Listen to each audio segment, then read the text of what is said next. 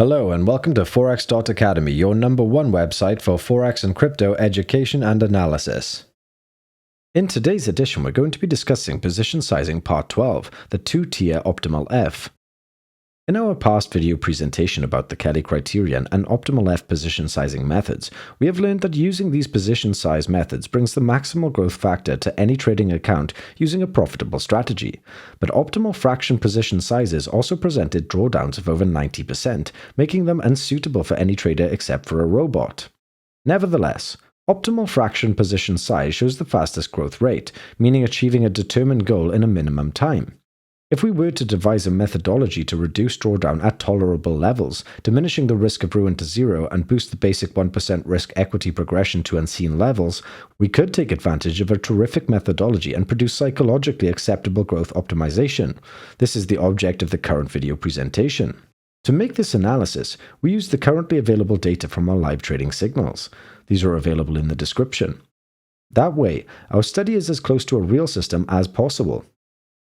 At this time, we have currently delivered 203 signals since March 20th, about 51 signals per month, which equates to 2.5 signals per day trading. The general statistics are so far. To find the safest optimal F, we did a Monte Carlo resampling of the original trade sequence. The resampling was done with what would have been one trading year using 10,000 resamples. This supplied us with 10,000 years of synthetic market activity. The resulting optimal fractions were plotted and shown below. We can see a Gaussian bell curve centered at 0.62. But the average F is not a safe fraction because 50% of the values lie between the average. We seek an optimal F that guarantees as much as possible that no future values lie below it. To be safe, we want the minimal F, which is 23.57%. The live trade signals using a fixed 1% risk per trade. Here we see the live trade signals using a fixed 1% risk per trade. To create a reference from which to compare our proposal, we have computed what have been 4 years of trading activity using our live signals. The next figure shows the equity curve resulting from a 10K resampling corresponding at 1% dollar risk on each trade, and over what would have been approximately 1 year of activity. We see that starting with $10,000, the end capital of equity curves range from $19,967 up to over $140,000, although the average ending capital is $53,122.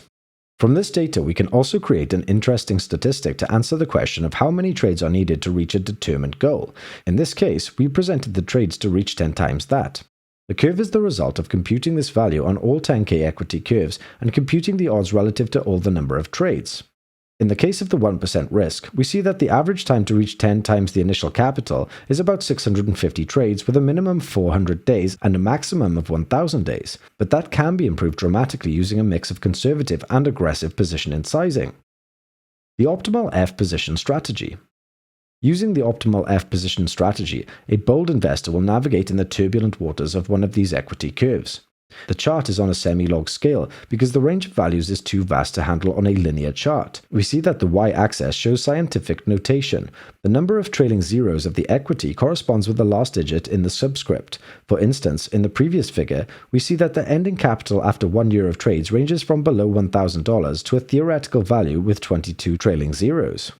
The next figure shows the cumulated probability of reaching a certain number of trailing zeros. We observe that a small portion of the equity curves end below 4 digits, meaning that they are net losers.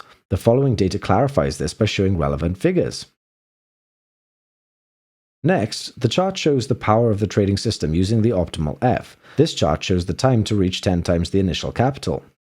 In this graph, we see that the average time to reach about 10 times growth, or 50% probability, went from about 620 days down to 42 days, the same growth achieved in 1/10 of the time. Two-tier risk system. This proposed system is aimed at profiting from the rapid growth of an optimal fraction position sizing while minimizing the risk of blowing up an account. In this video, we will outline the idea, and in the following videos, we'll present its results and also the optimal requirements to make it work and minimize the risk. The critical value here is the percentage of times the optimal F ending below 10,000 in a determined period. Here we will take 80 trades instead of 1 year of trading, and this shows a more realistic use in a two-tier system. The key idea is based on the odds of trading capital ending below the initial 10K value. In the case of sequences of 80 trades, we see that odds are roughly 13.3%, and the odds of ending below 50% of the original figure is just 10.4%. That is the risk of the opportunity to have an average of $213,793 ending capital.